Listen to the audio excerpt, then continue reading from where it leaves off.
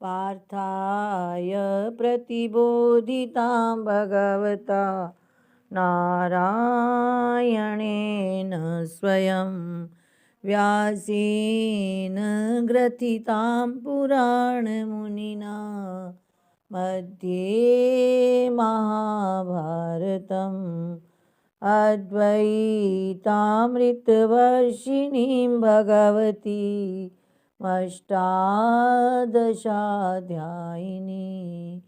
मम्ब त्वामनुसन्दधामि भगवद्गीते भवद्वेषिणी गीते भवद्वेषिणी। ओम श्री परमात्मने नमः। अर्थ षोडशोऽध्यायस्य विंशति श्लोका। इसमें भगवान आसुरी स्वभाव वालों को अधोगति प्राप्त होती है, इसका वर्णन करते हुए कहते हैं आसुरीं योनिमापन्ना मूढ़ा जन्मनि जन्मनि मामप्राप्यैव कौन्तेय ततो यान्त्यधमां गतिम्। आसुरीं योनिमापन्ना मूढ़ा जन्मनि जन्मनि मामप्राप्यैव कौन्तेय ततो यान्त्यधमां गतिम्। कौन्तेय अर्जुन का संबोधन है। हे कुंती पुत्र अर्जुन, आसुरीं योनिमापन्ना, आसुरी योनि को प्राप्त हुए, मूढ़ा वे मूढ़, जन्मनि जन्मनि प्रत्येक जन्म में, एक बार नहीं अनेक बार, दो बार तभी जन्मनि जन्मनि शब्द आया कि जन्म जन्म में, प्रत्येक जन्म में आसुरी योनि को वे मूर्ख पुरुष, अज्ञानी पुरुष आसुरी योनि को प्राप्त हुए। माम अप्राप्य को पहले लेना है, मुझको ना प्राप्त होकर वे आसुरी योनि को प्राप्त हुए। ततो अधमाम गतिम यान्ति, उससे भी अति नीच गति को प्राप्त होते हैं। पिछले श्लोक में आया कि वे क्रूर कर्म करने वाले पापाचारी आसुरी योनियों को प्राप्त होते हैं, यानी सिंह बनते हैं, ऐसे हिंसक पशु बनते हैं, क्रूर कर्मी। अब और भी आगे बतला रहे हैं कि जो इस प्रकार के आसुर पुरुष हैं वे जन्म जन्म में आसुरी योनि को प्राप्त होकर उससे भी अति नीच गति को प्राप्त होते हैं। क्यों? माम अप्राप्यैव, क्योंकि मुझे प्राप्त ना होकर।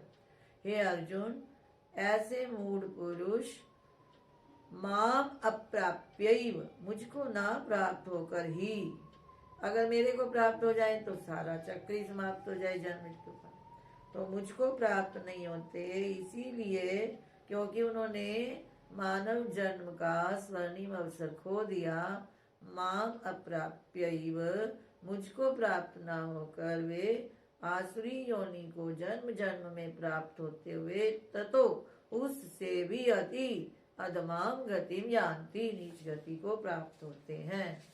अब अगला श्लोक बहुत ही महत्वपूर्ण है कि हमें कभी भी काम, क्रोध, लोभ नहीं करना चाहिए। ये तीनों नरक के द्वार हैं। त्रिविधम नरकस्येदं द्वारं नाशनमात्मनः कामः क्रोधस्तथा लोभस्तस्मादेतत्त्रयं त्यजेत्। जिसका कामना, जिसकी क्रोध, जिसका लोभ समाप्त ना हो रहा हो वो ये श्लोक पढ़ सकता है, तो काम, क्रोध, लोभ चले जाएंगे। विशेषकर क्रोध समाप्त करने का ये श्लोक है। दशम पीठाधीश्वर जी ने एक बालक को कहा भी था कि क्रोध शांत करना हो तो ये पढ़ो, त्रिविधम नरकस्येदं द्वारं नाशनमात्मनः कामः क्रोधस्तथा लोभस्तस्मादेतत्त्रयं त्यजेत्। हे अर्जुन, त्रिविधम, तीन प्रकार के, नरकस्य, नरक के, इदम द्वारम, ये द्वार हैं, नाशनम आत्मना, आत्मा का नाश करने वाले, ये तीन प्रकार के नरक के द्वार हैं, यानी अधोपतन में ले जाने वाले हैं। कौन कौन? कामः, कामना करते रहना, विषयों की इच्छा करते रहना, क्रोधः, फिर इच्छा पूरी नहीं होती तो कामात् क्रोधो भी जायते, फिर क्रोध करना, और फिर कामना पूरी हो जाए, तथा लोभा और लोभ करना। जिसके अंदर काम क्रोध लोभ होंगे उसके लिए नरक तैयार है। तो इसलिए भगवान सजग कर रहे हैं, हमें सावधान कर रहे हैं कि यदि नरक में नहीं जाना चाहते हो तस्मात् इसलिए एतत् त्रयं त्यजेत, इन तीनों को त्याग देना चाहिए। 3 प्रकार के ये नरक के द्वार आत्मा का नाश करने वाले हैं, यानी मनुष्य को अधोपतन में ले जाने वाले हैं। इसलिए काम क्रोध तथा लोभ इन तीनों का त्याग कर देना चाहिए। श्लोक दोबारा बोलते हैं। त्रिविधम नरकस्येदं द्वारं नाशनमात्मनः, कामः क्रोधस्तथा लोभस्तस्मादेतत्त्रयं त्यजेत्। कल्याण के साधनों से ही परम गति की प्राप्ति होती है। कल्याण का साधन यानी इन तीनों को छोड़ देना और अपने कल्याण में लग जाना, इससे परम गति की प्राप्ति होती है। इसलिए अगले श्लोक में भगवान कहते हैं एतैर्विमुक्तः कौन्तेय तमोद्वारैस्त्रिभिर्नरः आचरत्यात्मनः श्रेयस्ततो याति परां गतिम्। एतैर्विमुक्तः कौन्तेय तमोद्वारैस्त्रिभिर्नरः आचरत्यात्मनः श्रेयस्ततो याति परां गतिम्। कौन्तेय, हे अर्जुन, एतैर्विमुक्तः, एतैर त्रिभिः, एतैर त्रिभिः के साथ एतैर लगाना है। एतैर त्रिभिः पीछे 3 वर्णन आए ना, 3 काम क्रोध लोभ, उनके लिए एतैर त्रिभिः, इन तीनों द्वारई तमो द्वारई नरक के द्वारों से विमुक्ता मुक्त हुआ, इन तीनों नरक के द्वारों से छूटा हुआ नरः मनुष्य आचरति आत्मना श्रेया, आत्मना श्रेया आचरति अपने कल्याण का आचरण करता है। फिर कल्याण का आचरण करता है यानी सत्संग करता है, स्वाध्याय करता है, महापुरुषों की शरण में जाता है, पूजा उपासना करता है, इस प्रकार कल्याण का आचरण करता है तो उसे एक न एक दिन आत्मज्ञान की प्राप्ति हो जाती है। ततो याति परां गतिम, इससे वह परम गति को प्राप्त होता है। याति का अर्थ है प्राप्त होता है। एतैर तमोद्वारै त्रिभिर, इन तीनों नरक के द्वारों से मुक्त हुआ, अर्थात जिसने काम क्रोध लोभ का त्याग कर दिया है वह मनुष्य आत्मना श्रेय आचरति अपने कल्याण का आचरण करता है, शास्त्र विधि के अनुसार चलता है। ततो उससे वह पराम गति याति, परम गति को, परमात्मा को, मुझको प्राप्त हो जाता है। जो शास्त्र विधि को त्याग कर अपनी इच्छा अनुसार चलता है उसको ना इस लोक में सुख मिलता है ना परलोक में। अब उसका वर्णन करते हुए कहते हैं कि हमें शास्त्र के अनुसार चलना चाहिए। यह शास्त्र विधि मुत्सृज्य वर्तते काम कारतः, न स सिद्धिमवाप्नोति न सुखम न परां गतिम्। यह शास्त्र विधि मुत्सृज्य वर्तते काम कारतः, न स सिद्धिमवाप्नोति न सुखम न परां गतिम्। यह शास्त्र विधि उत्सृज्य, जो शास्त्र विधि का परित्याग करके काम कारता वर्तते अपनी इच्छा के अनुसार, काम का मतलब इच्छा, जो मन किया वैसे चलता है, काम कारता वर्तते अपनी इच्छा के अनुसार चलता है। स वह पुरुष न सिद्धिम अवाप्नोति न सुखम अवाप्नोति न पराम गतिम अवाप्नोति, वह ना तो सुख को प्राप्त करता है, ना सिद्धि को प्राप्त करता है, ना सुख को प्राप्त करता है और ना ही पराम गति श्रेष्ठ गति परमात्मा को प्राप्त करता है। यानी उसे ना तो इस जीवन में श्रेष्ठ कार्यों में सफलता मिलती है, ना उसे मन के अंदर शांति प्राप्त होती है, सुख प्राप्त होता है। ये नहीं होते तो उसे परम गति कैसे प्राप्त हो सकती है। कौन किसको नहीं ऐसा होता जो शास्त्र विधि का त्याग करता है। जो शास्त्र विधि का त्याग करके कभी ऐसा ना कहे कि मेरा मन नहीं करता, वो ऐसा कहता ही नहीं है। मन के पीछे नहीं चलता, इंद्रियों के पीछे नहीं चलता, इंद्रियों और मन को अपने पीछे चलाता है, क्योंकि आत्मा ही सबसे बलवान है। तो इसलिए जो मनुष्य शास्त्र विधि को त्याग कर अपनी इच्छा के अनुसार चलता है, वह ना तो सिद्धि को प्राप्त करता है, ना सुख को प्राप्त करता है, ना ही श्रेष्ठ गति को प्राप्त करता है। इसलिए क्या करना चाहिए? शास्त्र के अनुसार चलना चाहिए।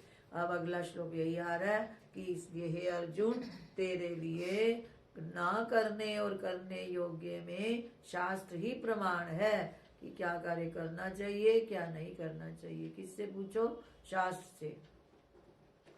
जैसा शास्त्र आज्ञा हो वैसा करना चाहिए। तस्मात् शास्त्रं प्रमाणं ते कार्याकार्य व्यवस्थितौ ज्ञात्वा शास्त्र विधानोक्तं कर्म कर्तुमिहारसि। तस्मात् शास्त्रं प्रमाणं ते कार्याकार्य व्यवस्थितौ ज्ञात्वा शास्त्र विधानोक्तं कर्म कर्तुमिहारसि। तस्मात् इसलिए शास्त्रम प्रमाणम ते, तेरे लिए शास्त्री प्रमाण है। किस बात में? कार्य अकार्य व्यवस्थित, कर्तव्य की व्यवस्था में और अकर्तव्य की व्यवस्था में। क्या कार्य करने योग्य है उसके लिए और क्या कार्य नहीं करने योग्य उसके लिए। भगवान के सच्चे भक्तों को पग पग पे सहारा मिलता है। इस ओर बचो उस ओर चलो, यह आप इशारा मिलता है। एक बार जो भगवान की भक्ति में लग जाता है वो स्वयं ही शास्त्र के अनुसार चलता है, और कोई भी बात पूछनी हो उसे पता चल जाता है शास्त्र से कि ये इधर चलना है और इधर से बचना है। तो इसलिए भगवान कह रहे हैं कर्तव्य और अकर्तव्य की व्यवस्था में क्या करने योग्य है, क्या नहीं करने योग्य, इस प्रकार की व्यवस्था में शास्त्रम प्रमाणम ते, तेरे लिए शास्त्र ही प्रमाण है। प्रमाण है यानी उसका वचन ही तुझे मानने योग्य है, वही सत्य है। ज्ञात्वा शास्त्र विधान उत्तम, और इस प्रकार तू शास्त्र के विधान को जानकर, उत्तम कहे हुए, ऐसा जानकर, एवं ज्ञात्वा ऐसा जानकर, शास्त्र विधान उत्तम, शास्त्र विधि से कहे हुए, शास्त्र के विधान के अनुसार, शास्त्र के नियम के अनुसार उत्तम कहे गए कर्म कर तुम, कर्म को करने के अर्हसी योग्य है। इसलिए है अर्जुन, ऐसा जानकर तू इस विषय में, इस विषय में, ऊपर आ गई ये बात, कर्म कर तुम अर्हसी, कर्म करने के योग्य है। कौन से कर्म? शास्त्र विधान उत्तम, शास्त्र विधान के अनुसार कहे हुए, शास्त्र के नियम के अनुसार जो कहे गए कर्म है उनको करने योग्य है। जो पहले दैवी संपदा के गुण आए वो हमें धारण करने हैं, और जो आसुरी संपदा के गुण आए वो हमें छोड़ने हैं। कार्य शब्द हो गया जो दैवी संपदा के गुण, अकार्य हो गया जो आसुरी संपदा के गुण। तो शास्त्र क्या कह रहा है कि अगर मुक्ति प्राप्त करनी है तो दैवी संपदा को ही धारण करना होगा। इसलिए भगवान बारंबार सावधान कर रहे हैं कि ये अर्जुन, तेरे लिए इस विषय में शास्त्र ही प्रमाण है। किस विषय में? कर्तव्य और अकर्तव्य की व्यवस्था में, जो क्या करने योग्य है क्या नहीं करने योग्य है, इस प्रकार की व्यवस्थिति में, व्यवस्था में शास्त्र ही प्रमाण है।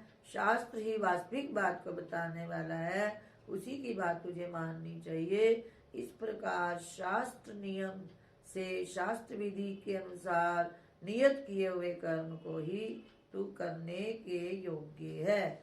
तस्मात् शास्त्रं प्रमाणं ते कार्याकार्य व्यवस्थितौ ज्ञात्वा शास्त्र विधानोक्तं कर्म कर्तुमिहारसि।